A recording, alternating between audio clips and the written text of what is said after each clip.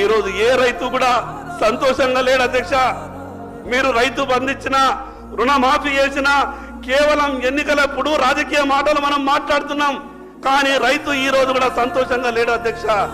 అధ్యక్ష 5 ఎకరాలు ఉన్నటువంటి రైతు తను పండించినటువంటి పంటని కుటుంబం అంతా కూడా కష్టపడ్డ తర్వాత మార్కెట్కి వెళ్ళి అమ్ముకొని సంవత్సరం తర్వాత లెక్క చూస్తే అధ్యక్ష 50,000 రూపాయలు కూడా లాభం వస్తలేదు అధ్యక్ష.